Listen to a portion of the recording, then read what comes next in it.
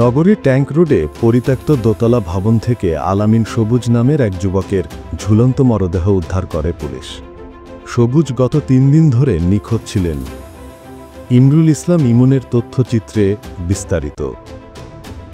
খুলনা মহানগরীর সদর থানাধীন ট্যাঙ্ক রোডস্থ ৬৬ এমটি রোডের একটি দোতলা বিশিষ্ট পরিত্যক্ত ভবনে আজ শনিবার ২৭ সেপ্টেম্বর সকাল 10:30টার সময় মোহাম্মদ আলামিন সবুজ ২৮ বছরের এক যুবকের ঝুলন্ত মরদেহ উদ্ধার করা হয়।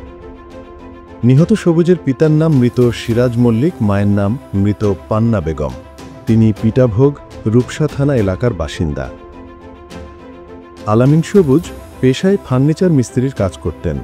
তিনি শ্বশুরবাড়ি খুলনা রূপসা থানার আলাইপুর ইউনিয়নের পিটাভোগ গ্রামে থাকতেন। সেখান থেকে গত ৩ দিন আগে তিনি নিখোঁজ হন। মৃত আলামিন সবুজের বড় বোন সাথী জানান, গত বুধবার ধরে তার ভাই নিখোঁজ ছিলেন। অনেক খোঁজাখুঁজি করেও না পেয়ে গতকাল রূপসা থানায় সাধারণ ডায়েরি করেন।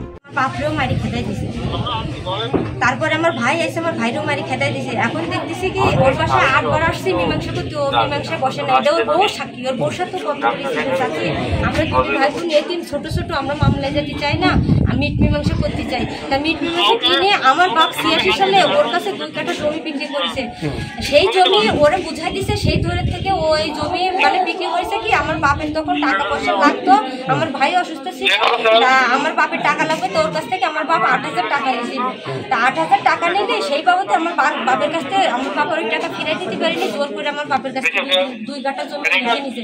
সেই 2 কাঠা জমির সাথে আমাদের জমির কোনো সম্পর্ক না।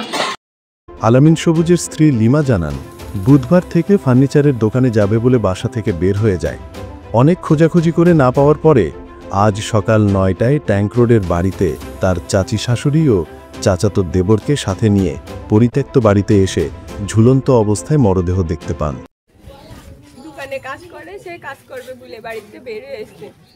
তার দোকানে ফোন দিছি, দোকানে নেই। আশেপাশে যত আত্মীয় স্বজন আছে সবার কাছে ফোন দিছি, 2-3 দিন ধরে খুঁজতেছি, কোনো জায়গায় নেই। কালকে এই বাড়ি সবাই উপরে সারা ঘর সব খুঁজে দেখেছে, তাও বলে পাইনি।